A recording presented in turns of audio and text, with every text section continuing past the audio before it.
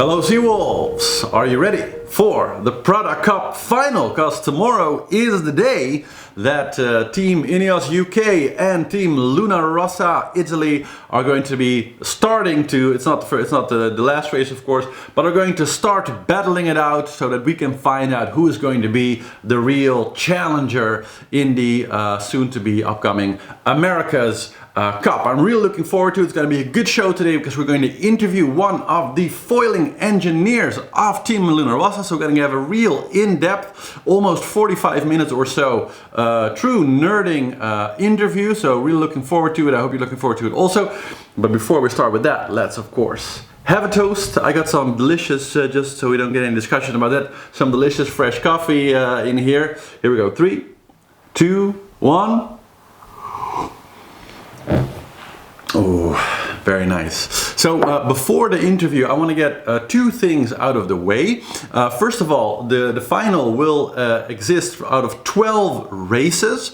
The first race to win 7 of those, so the first team to get to 7 wins will win the Prada Cup and go on as the challenger in the America's Cup. So that's the basic structure of that. The races are going to be on the, let me see here, 13th, 14th, so tomorrow and the day after. Then 17, 19, 20, 21 and 22. They also changed some of the rules a little bit, or actually, well, they announced that they didn't change them, which you say. So one thing that they were going to do for this final, and also actually was scheduled to happen for the actual America's Cup, is that they were going to reset the upper wind limit. So before the races, they measured the wind limit, and this was originally set at 21 knots. But for this, the Prada Cup final, and also for the America's Cup, the initial idea that all the teams agreed upon was that it would be set higher for the final to 23 knots. However, based on, I guess, experience so far, all the teams getting together, they kept that wind limit at 21 knots. Maybe it has something to do with, the obvious capsize of Patriot, of the American Magic team, the almost capsize of Emirates New Zealand's Terra Haute a few days back during training. So I guess they just felt it better to keep that wind limit where it is. In addition to that, there also is a sort of a continuation of the rule of the 15-minute card. So each team has a 15-minute card that they can play in front of any of the races, basically, which gives them a 15-minute stay on the start line. So it's kind of if something goes wrong, they have a problem with the system, for whatever reason they feel that they need 15 minutes extra, they have one of those 15-minute cards that a team can play once to stay the race for 15 minutes. And there's a bunch of smaller rules attached, like when there's a few exemptions where they cannot play it. If they play the card, but then something else happens which actually postpones the race, then they regain the card and can play it again. There are a few details like that are less important here. The important thing is we're going to keep the speed limit at 21 knots, and both of the teams have a 15-minute card that they can play should they feel that they need to. And so that's what we need to know getting back in the race. I'm sure we've all seen many of the pre-races in both the Christmas Cup and Prada Cup so far. So it's time to get into the interview. I hope you'll all enjoy very much. And so I'm here with Doug Shickler, actually of the team Luna Rossa, that are of course very anxious to go into the weekend, Doug, and see what excitement, scintillating sailing battles this weekend might and most likely will bring. Welcome to the show. Hey, thanks. It's great to be here. We both have our Seawolf mug here, so let's take a sip. Just to bless the interview beforehand. Let's start, man, because you actually live in Amsterdam. That's right. So that's not exactly the area where you would expect one of the designers of this sailing team to reside. But you're here. How did you, let's start there. How did you kind of get involved, with Luna Rossa, and how did you, get this, I think, enviable position to work on this super cool AC75s? Well, go back a little bit. Work up to the 32nd Cup in Valencia. I was lucky enough, I just moved to Amsterdam, and I was lucky enough to start with one of the upstart Italian teams there. Mm-hmm. And I worked side by side with my current business partner and he has been part of the Cup campaign previous and since, a few times now with Luna Rossa. And about a year and a half ago, I originally was brought in as a consultant on their little boat. And they decided to put that extra horsepower in the design studio to work on the big boat as well. Nice, nice, nice. How would you describe kind of the vibe, or can you give us a little bit of an insight into like what it's like to work for a world-class America's Cup team? Is it very competitive inside? Is it very cooperative? Can you give us a little bit of an insight into that? Well, I mean, working in a small business is a collaborative effort anyway, and this is a bigger version of that. Design studio that I've been part of in the past have been, between 2 and 7, maybe 10 people. This is 3 times that in the design aspect. Yeah. There is some competition. Yeah. Let's say you're taking on a certain problem and you come up with a solution, another team member comes up with another solution.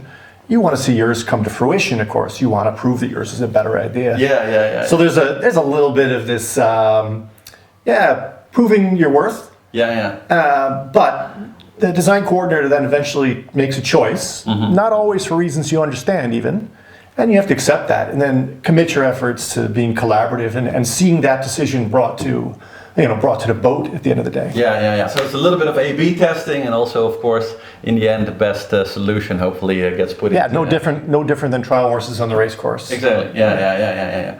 And so, can you tell us a little bit like what your particular focus has been? Of course, you can't give away any secrets, and there are many. But can you tell us a little bit, kind of, what parts of the boats you're predominantly, involved with and kind of working on, and what your specialty is in those on those areas? Sure, no problem. My main area of focus on the boat has been the foils, particularly structurally and systems-wise. So together with my business partner, who's got the same title essentially, we have been working on taking a shape from the competition of fluid dynamics team and producing that in real life. It has to be able to perform, and I don't just mean boat speed wise, but also bending, twist, reliability, and even friction is a big issue. So that's really, and to kind of summarize it for the people at home, that's not just to do with the shape of kind of what it looks like and how it performs, but it's also literally, I guess you're really instructing the builders, let's say, or like designing the instruction for how and in what direction to lay up the glass, where to use the more thicker or the more flexible stuff, and those kind of real specified kind of interior mechanics within the structure. Am I saying that correctly? That's correct. When we have composites in the wings, like I said, I'm focused on that part of the boat. Yeah. When we have composites in the wings, we'll give the exact layup of what it should be built for patches, pieces, angle of fiber, resin content, the rest of it. Yeah. The majority of the wings are steel. Yeah. So we've defined what steel, how it should be shaped, machined, how the pieces go together, right down to every screw, nut, and bolt. Yeah, and just to clear up also, because I actually read the entire AC75 rule book for the America's Cup to kind of prepare for when it actually started, because I wanted to know, but. It's hard to interpret those rules, guys, because you also have, of course, the team and the race. So there's always a lot of debate about, what does it exactly mean, as in any legal document. Can you give us a little bit more of an insight, kind of from your side, what really is kind of the parts of the, the foil structure, let's say. So that's kind of the canting mechanism all the way to the foil that goes into the water.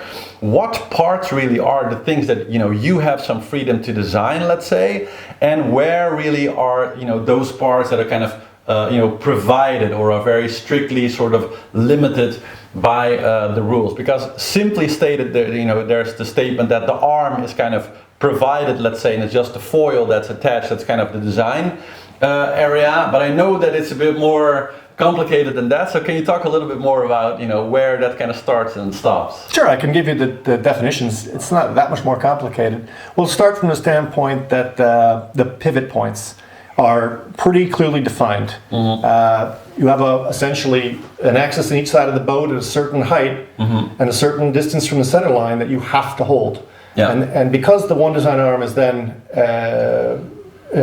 delivered as a constant shape and a constant dimension, no boat can really be beamier than the next at the end of the day. You may see the boat get a little bit wider or less around that pivot point, but that pivot point is very closely fixed.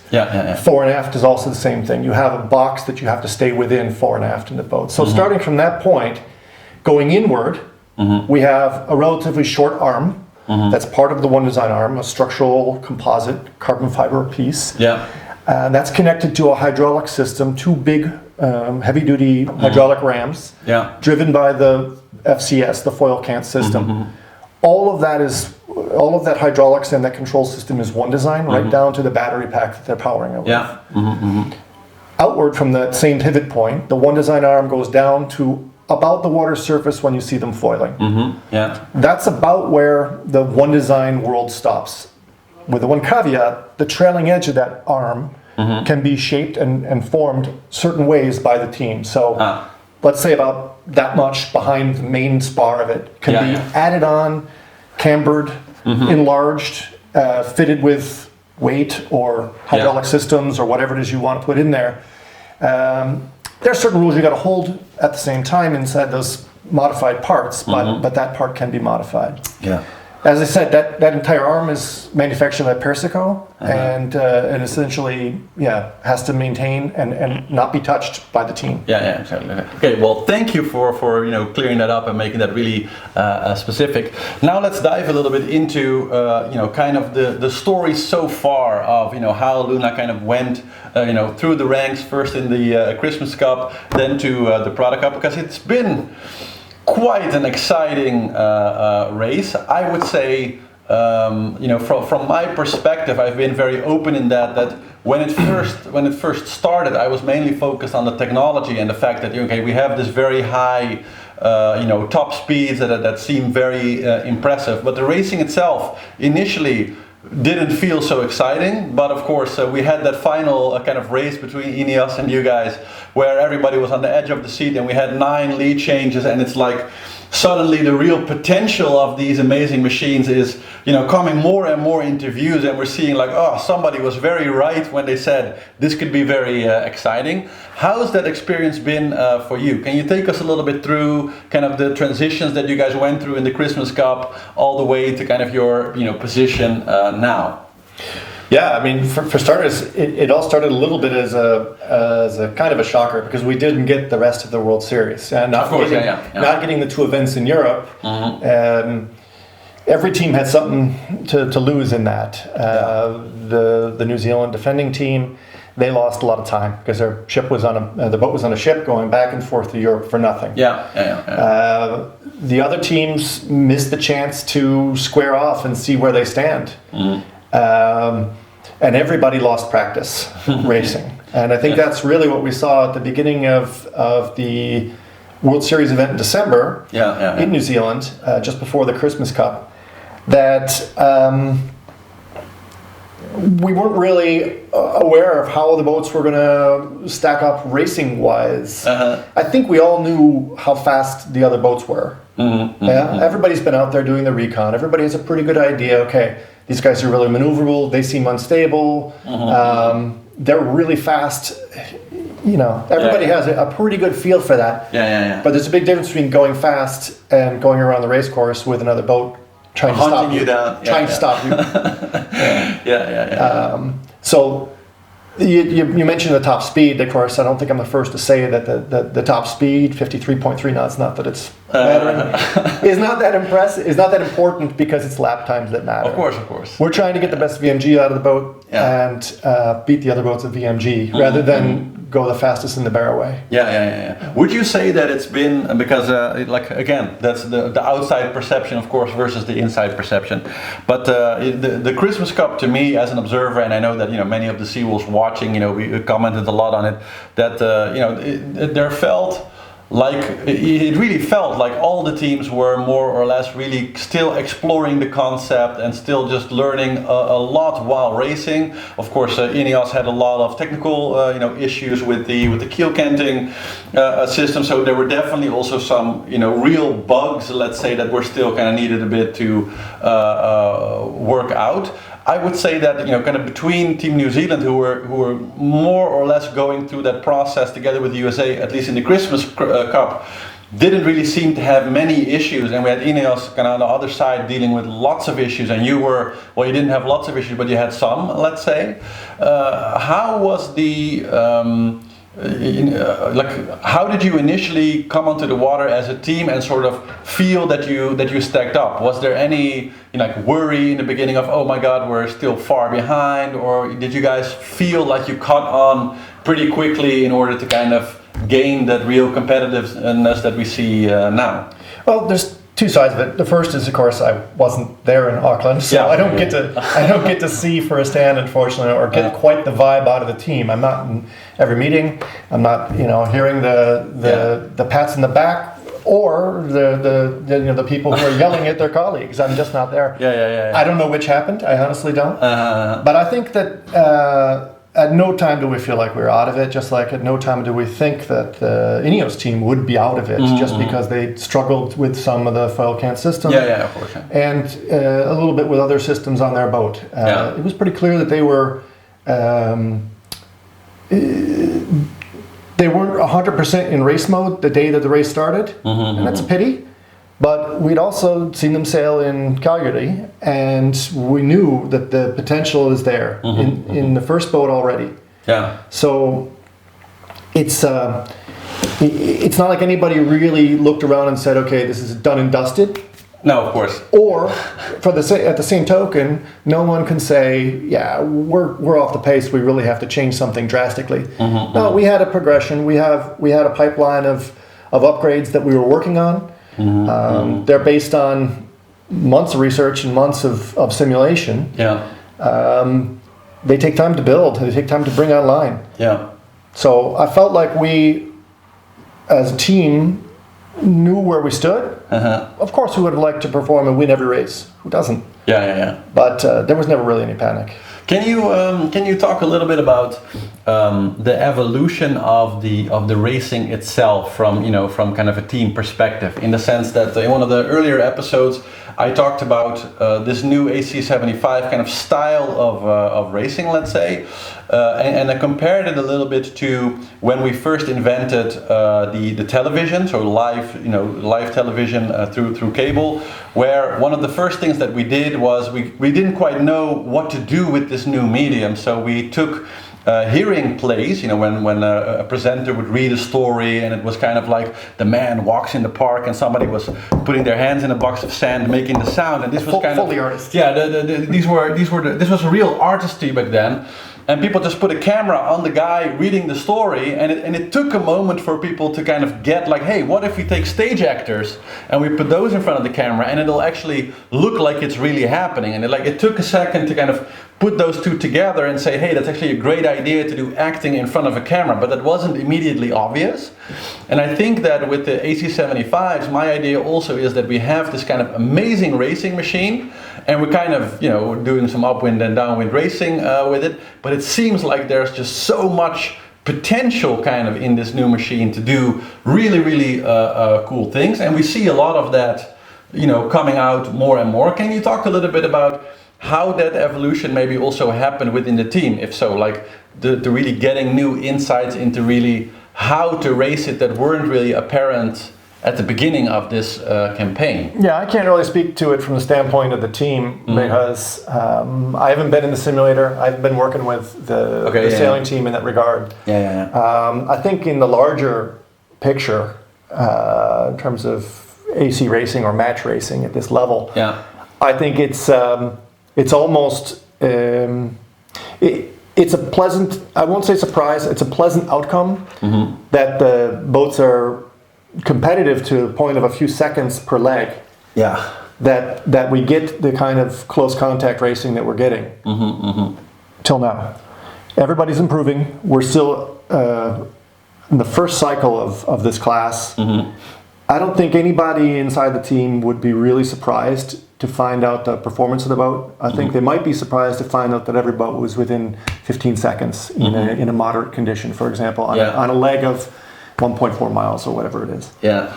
But it's a little bit pre-programmed because the idea behind this boat was to go back to upwind starts, to go back to certain elements that were changed for the catamarans because of their nature. In that regard, I think that the outcome was something that was deemed desirable, and so they went after it.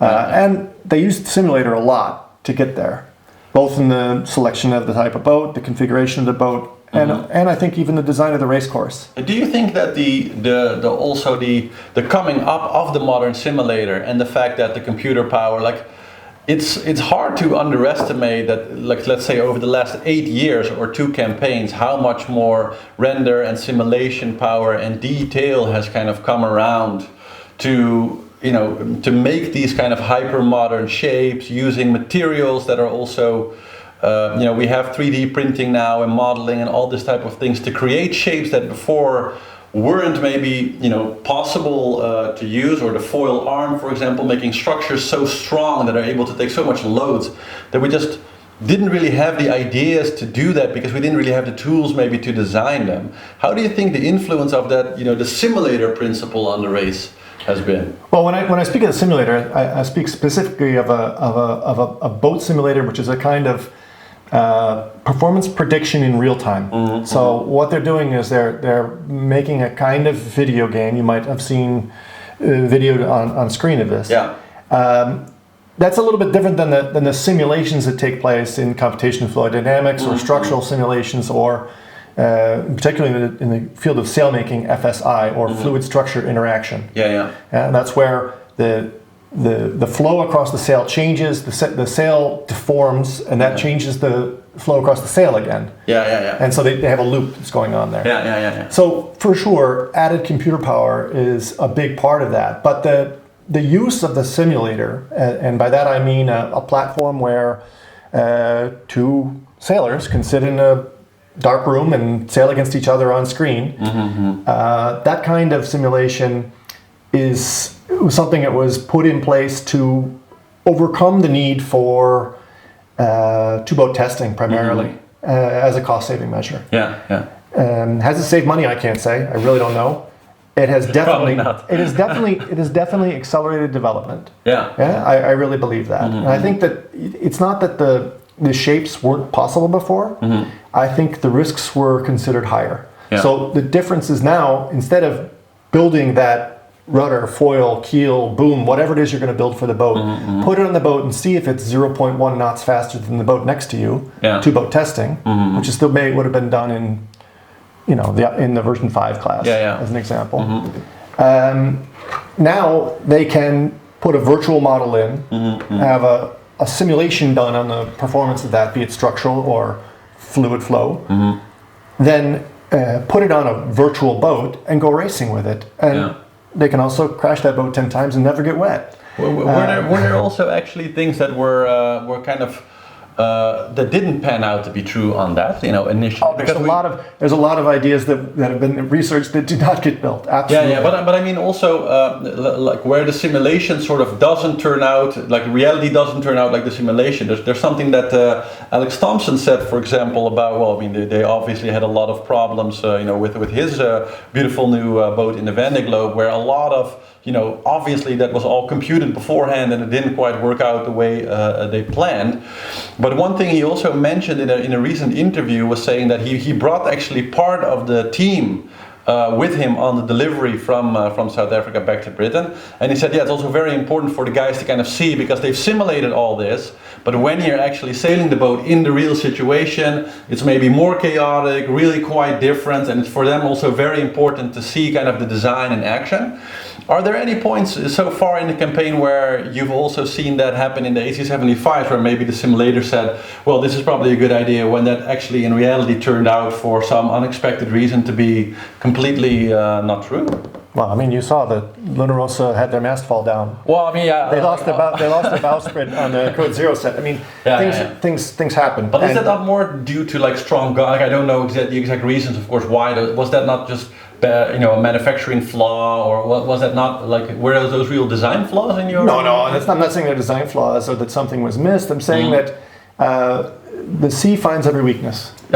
Yes. At the end of the day, that's definitely true. My job as a naval architect is to make sure that weakness is the sailor. And not the boat.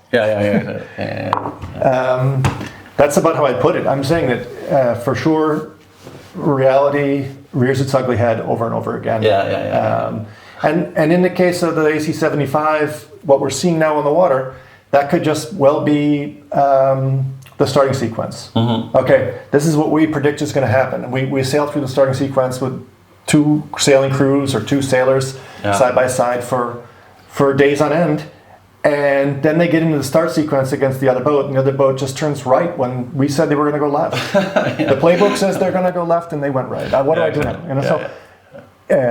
You never know. That's the nature of the business. Okay, I want to bridge to another. I think one of the coolest aspects, because we have ships that are sailing in relatively moderate winds. Let's say so we're sailing up to about, I think it's 18 knots or something. What is the top? The top wind limit is 21 knots. Just reconfirmed.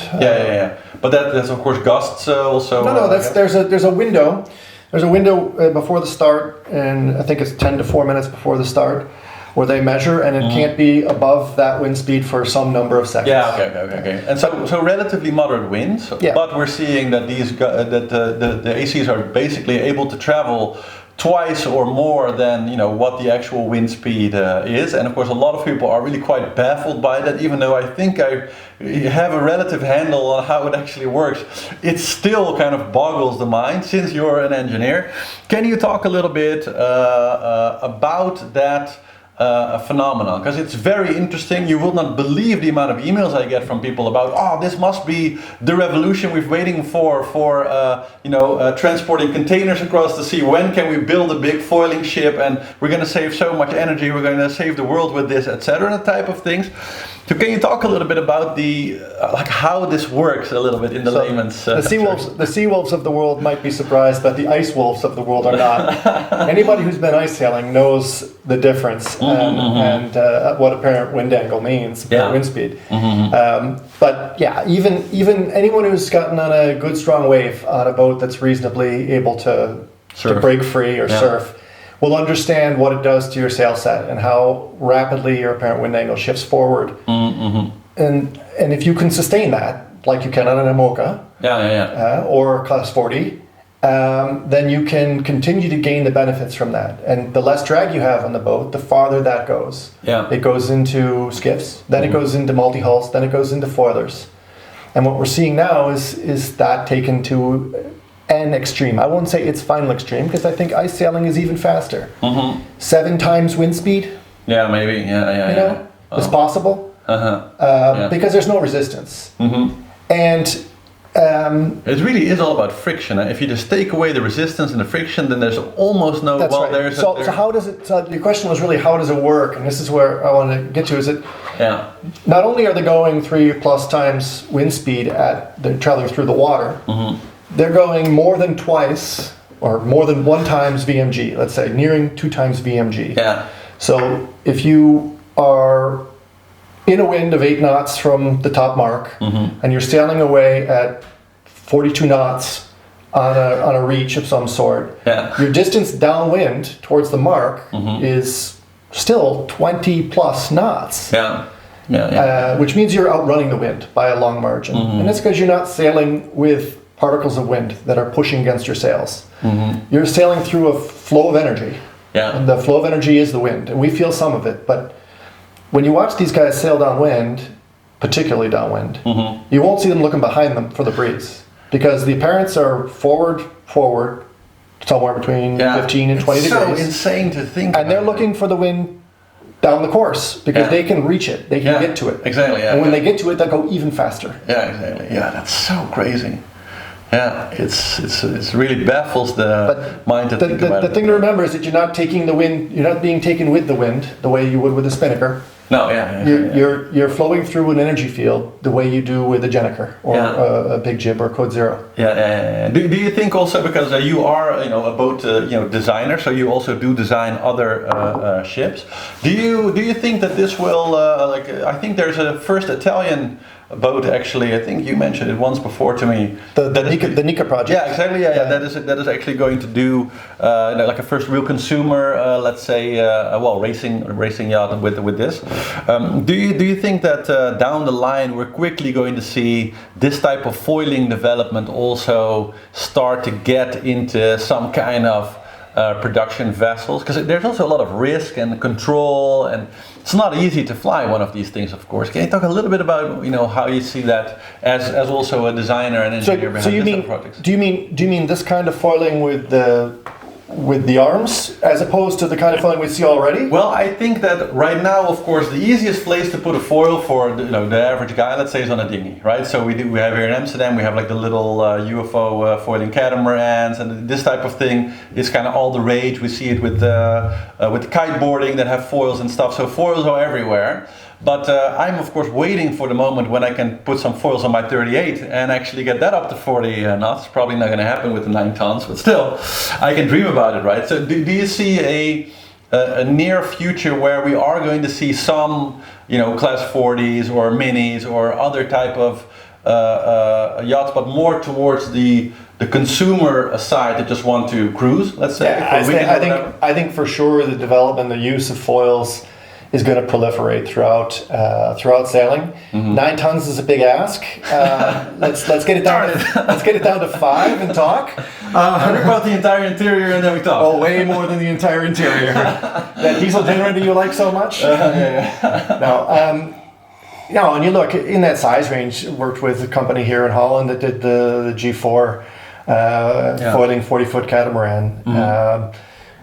We were talking about sailing weight of 5 tons at the end of the day with everybody on board. But you got to have that beam. You got to have that power in the beam to get there. Yeah. So as I was saying, I think you're going to see that permeate through sailing. And it's going to start, because of cost, it's going to start at the smallest boats because it's relatively easy to do that. And they're also the lightest boats. I think you're going to see it permeate to racing monohulls, things like Sydney Hobart, things like the Fastnet. The Middle Sea race, the big 600 milers, Bermuda race. Mm-hmm. It's already embraced by the mini fleet. I mean, frankly, they're flying. Yeah. No question. Mm-hmm. Will they fly this way with the arms? That's a question of the rules, isn't it? But is it also something, because I think that's a very interesting aspect of this particular type of foil, that it seems very much not suited for a big seaway or waves. Maybe it is, I don't know the exact design principles behind it, but it really doesn't seem like it would be of any benefit once the wind really gets over 25 knots or whatever. When you get into big waves, then a foil like what the Macas use, for example, seems practical, especially on a monohull. No, but I think you might be mistaken there. I think the problem is going around the buoys. At the end of the day, these boats are designed for a race course, and the problem that they have is not going in a straight line downwind. It's not even jibing and tacking. They're able to do this. The barroway and the roundup, things get a little bit hairy. And I think that those two maneuvers are carried out better and better every time these boats go sailing, every single time, because we're very much at the beginning of the story. But when you're talking about a Bermuda race, you're talking about how fast can you get to the Gulf Stream, take advantage of an eddy, and then make course on the mark. There's not that much going around buoys. So I think that this kind of foiling, if they find a way to fit that into a racing class or racing rule or measurement rule, whatever it is, I think that there's no reason that you can't utilize it. Even in a bigger sea state, you think, with this type of shapes? Interesting. That's interesting. I mean, you've got to do it safely. You've got to find a way to not rely on it. Right now, these boats, they rely on it for their stability. If they are not moving, they're unstable. Okay, and that's part of the equation. When you see foiling in the IMOCA, or what we're going to see with the ocean race, they're going to put a T-foil on the rudder, and suddenly the IMOCA is not going to be dragging the stern around anymore. It's going to be a different machine. what will their flight times be? Right now they're flying, quote unquote, flying with the back dragging, 12% of the race course, maybe max 8% of the race course. It doesn't matter because even if they're not really in flight, they're also getting a benefit in VMG towards the mark, VMC actually. So I think that every year that these ideas are refined, that's going to improve. That's going to that amount of flight time is going to go up.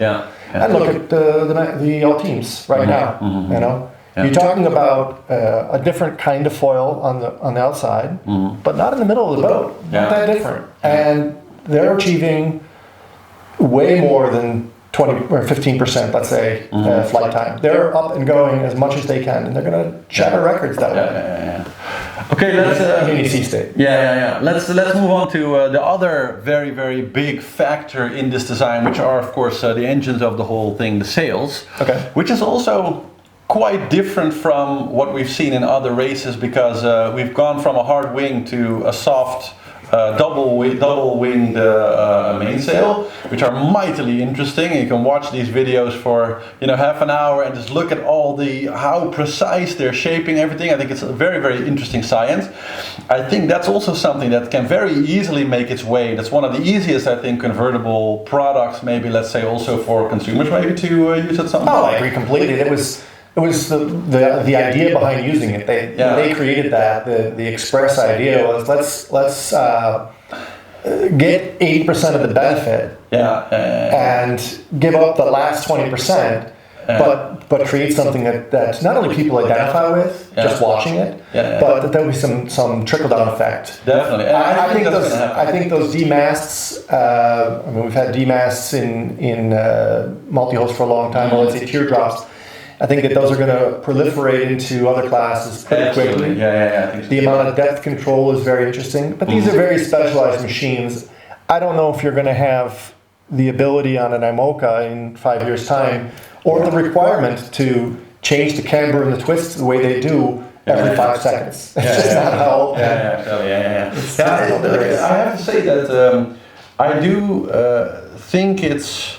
Like design-wise, maybe let's put it this way in the form of a question. Like, it's quite interesting that with the AC75, it does have a bowsprit, but I don't think it's been used very, very much. Let's say, and we also there are no real sail changes during the race, so it's always before the race they can set whatever they need, but there's no real way to reef, let's say, the sails in any traditional manner where you really can increase the amount of square meters.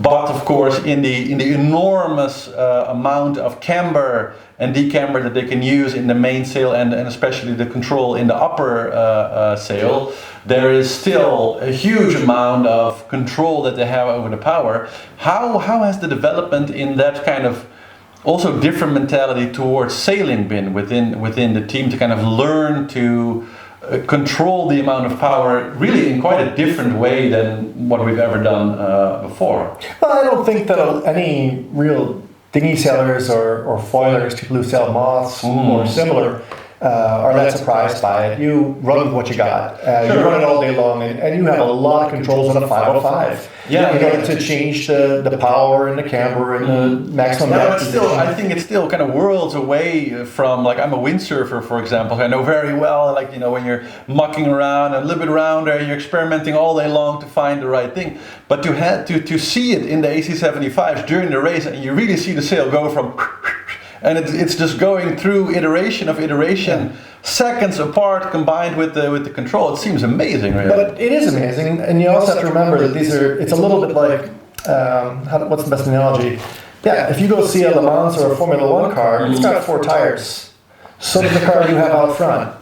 But they're not the same machine. And yes, they both can drive on the road, but the roads are very smooth. But they're different machines for different purposes. So these boats are purpose-built. Their sail plans and the controls on those mainsails are purpose-built for the ability to race a part of a day without changing the sail. And even now, we're talking about, these guys are trying to get their jib call 15, 20 minutes before the race start. they're only looking at an hour window to use that sail. Before they'll already have a chance to change it out for something else. So because the race course is short, 25 minutes is the target, maybe 45 minutes is the outside, the ability to predict the weather that long with our current tools is more than adequate. We don't need to talk about sail changes. And the fact is that these boats can generate their own wind. So you're going to be sailing in appearance of, X knots, 37, 42, whatever it is, all the time on a race course, whether you're going upwind or downwind, it doesn't make any difference. So the sail changes fall away. And as far as the bow splits go and code zeros, I agree with most of the skippers and pros in the business who are saying, I don't think you're going to see the code zero used in the racing. It's just a really small window, and it's not that you didn't have to build it, because you did. We had to find out. Maybe in the next generation of this class, we see them leave that part out for the sake of building the largest sail that the boats have. That doesn't mean that these boats, this kind of double skin sail plan can't be done reefable for other applications. Sure. They maybe won't have the control over the top and the bottom the way that they do in these. But it's easy to conceive of a boom double skin mainsail that can be put 2 or 3 reefs in and have a lot of what these things offer. Let's move to the race and the upcoming races, because in the Prada Cup, of course, so far very competitive. Can you talk a little bit about, because there are kind of different ways to manage the boat and the team. We see some of the teams chose to kind of run from side to side. You've made a choice to kind of have not really a captain, but a man on the steer on either side, let's say, that stays there. So that's a little bit different. Can you talk a little bit about that kind of, it's almost like an A/B testing thing, maybe, like that type of team dynamic and how that's been? Yeah, we talked about that in the design team, that the A/B testing or trial horsing, and I can tell you that these guys are competitive sailors. For sure, they compared notes and talked about and measured who had better performance, this helmsman or that helmsman. The easy thing would be to do what everyone else is doing, have a helmsman who crosses the boat, a tactician, or this is what this team has settled on. I like it. I like it a lot. I think that the two guys have ultimately been able to compare notes and make each other better through this process. In the meetings I've had with both of them, they've always both been present. There's never one and not the other. It's a nice collaboration. I really like it. Do you think, like, to me, there is a real kind of Italianness to the Luna Rossa team in the style. I like especially Jimmy's aggressiveness in the starts so far lately. Let's say really looking for, let's call it close combat. Let's say in front of the starts. Is that also a little bit your team experience of, hey, I'm very much in an Italian team here, and there's a lot of fire, like what we're seeing on the race course? That's hard to say. It's hard to attribute Jimmy's starting technique and attitude as necessarily Italian. It's already a big stretch. I can't say that. Let's put it that way. For me, it's like, wow, that's a match made in heaven when I see him racing like that. If it fits your stereotype, that's fantastic. It's impossible for me to compare the experience of being an American in the Italian team to any other experience, because I've only ever worked for Italian teams. So that's a tough one for me to answer. I think that the emotion that you see in the starting box could just as well be attributed to Sir Ben Ainsley. He's not holding back. For sure. So nor do I think that Dean Barker was any softy in the starting box. I think that all the teams show that kind of aggression. I think there's maybe a bit too much made about James Spithill's. Well, I do think it's interesting because, of course, the catamarans weren't exactly slow last time, right? I mean, they were very fast also, but the totally different start. Different start. And to see the especially in that last cross that everybody's talking about so much. I mean, you do really feel the potential for some dangerous situations. Let's say when they get that close to each other at those type of speeds, right? Because that's something that in a car race you're kind of used to that, and we kind of know what the risks are.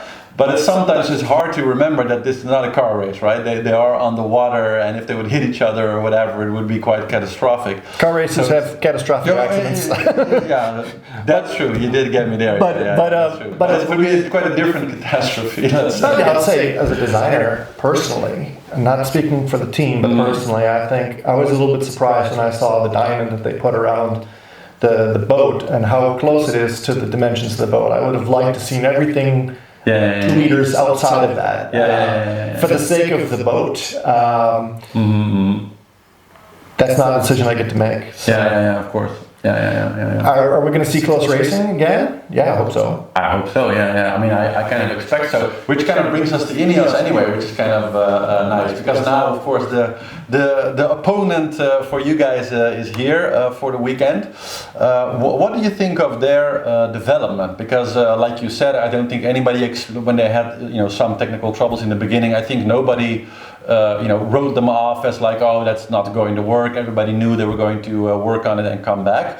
But did you guys expect this and them to kind of go from really feeling like in dire trouble and like there really needed to be some major changes? Well, they have made some major changes, of course. Pretty much everything above the water level seems to have changed quite a bit.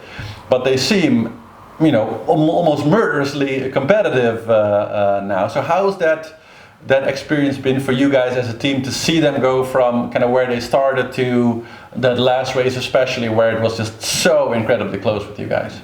Look, the Cup is a game of progression, and I'll use a different team as an analogy. We had the semifinal against American Magic, kind of my hometown team. But we saw what happened when you're busy trying to make your boat float rather than make your boat faster.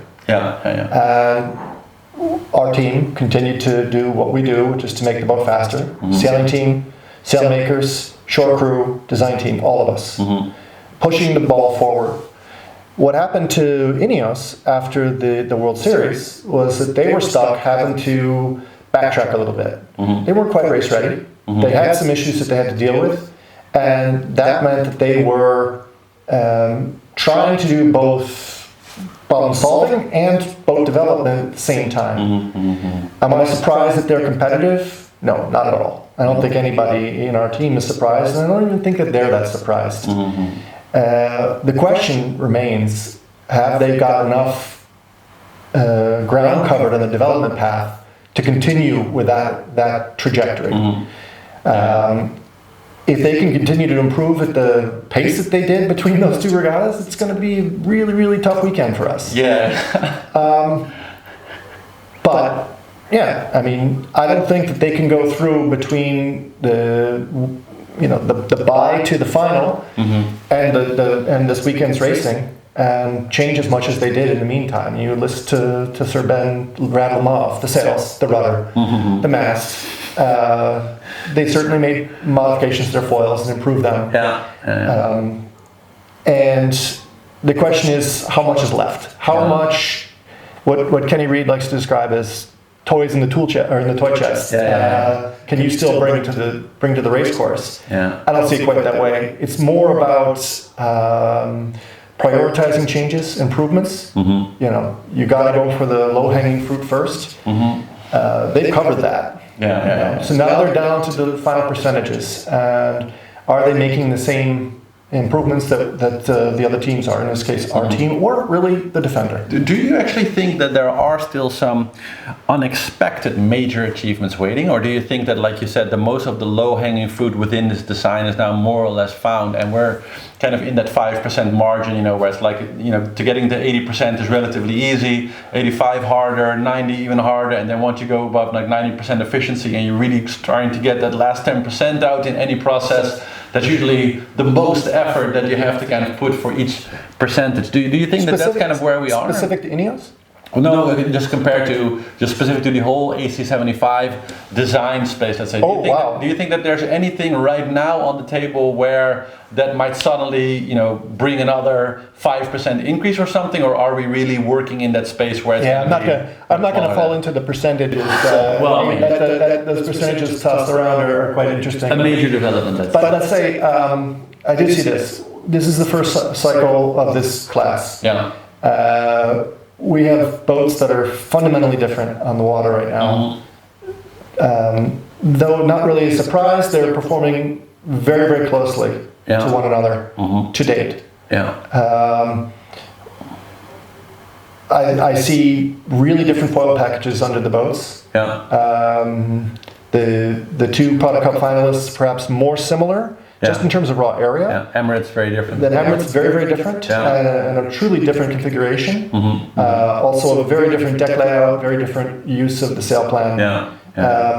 It's as if, actually, if you include American Magic, there were 4 pretty different design spaces that were explored. So I think that if you're talking about the AC75 as a class, there's a ton more to be done. How much more can be done in this cycle? Not that much. Because we're all on the last wings. Obviously, because I'm busy with the wings, that's what I think is the most important. Or maybe that's vanity. But you're going to see refinements of those underwater appendages now. No one's going to come with a whomper. There's not going to be some magic sail that comes out of the sail loft that can change the game. But that's kind of what I mean. Like we're there right on the edge. Maybe we'll see some surprises on maneuvers. Maybe there'll be the new JK, the new move that somebody does that produces something magical in the start box. I don't know. I really don't know the answer. Would be cool to see. I wanna, before we get to the last question, I wanna hop to Emirates because you just mentioned them, and it's kind of interesting. I think, like you said, quite a different design concept again. There, of course, they have the home team advantage as always in the America's Cup. What do you think of their position now? Because we had a bit of a discussion in the Seawolves in the comments in one of the last episodes about that and the advantage on the one side, but also the disadvantage on the other side of not being able to get that competitive experience, let's say, really racing. So they can simulate, they can do trials with their other boat, etc., but they can't really race the real competition the way you have done over the last few weeks. How do you see their position now? Either, of course, you coming out the winner after this final, of course, as you guys are hoping. How do you think that they are doing right now, and how do you see their position? So they're the defender. The defender always has an advantage. They've got to buy to the match. We know from being on the water with them that they're fast, and they're pros. So it's a formidable combination. I wouldn't mind to be in their position. I'll put it that way. Yeah, you look at, because I wouldn't mind to be the defender. Of course. Well, of course, yeah. Well, let's hope you are next time. I mean, that's totally fine. But for me, it was funny. Like when I was watching the first the Christmas Cup races and just kind of looking, with a layman's eye at kind of the Emirates team really going fast downwind. Now when I look at it, it looks a little bit slow. Having looked at what you've been doing in the last races, just with the naked eye, again, I'm not saying it means anything, but it's interesting to see that the perception of me just looking at it raw, like just letting it come in, it really seems like both you and Ineos have become faster. If I look at you in the first races also, it just looks a little bit sloppier, slower, let's say, where now it looks much more tight, much more refined, really just to the bare naked eye. And I do see that same thing. I haven't really seen, I haven't seen Emirates train, of course, so, I did see the almost capsize last week, but I haven't really, seen them race that long as I've, been able to observe you and Ineos and of course also the American team. And I'm very curious to see when they come on the water, if they've also gone through that process and gotten that refinement and precision, let's say, that I've kind of started to observe in your two teams. So the short answer to your question is that's their business. I mean, they're going to be in the simulator, they're going to be working against their tender, they're going to be doing things that they need to do to be sharp. They're also observing what we're doing and what Ineos is doing, there's no question. So they're going to be wary of making mistakes in a gust on a barroway. They're going to be looking at how do we complete a 2-board down roundup at the leeward mark. They'll be ready, there's no question. But the longer version of the answer would be, you wouldn't have seen the kind of raw maneuvers that we did in the World Series from all the teams had we had Coyote and I think it was Plymouth, the other one, the event in the UK. That stuff would have all been tried, trialed, and sorted out by the time we got to New Zealand. We didn't have that opportunity. Everybody is racing against themselves, everyone's out there doing development maximum, going for the boat speed advantage, and the racing capability or racing readiness of the teams was perhaps not what it would have been had we had those other events. So that's kind of jading it. I'll take you on a history lesson. Francesco De Angelis, Luna Rossa, as the challenger against Team New Zealand. Okay, they then did the same dial-up in the IC boats that they had won with over and over and over again through a long and hard-fought Challenger Series. And the Kiwi boat stopped faster, went backwards better, hooked them, and it was like deer in the headlights. So we really don't know what's going to happen the first day that we get in the box with the defender, because they may operate in a different way than we are ready for.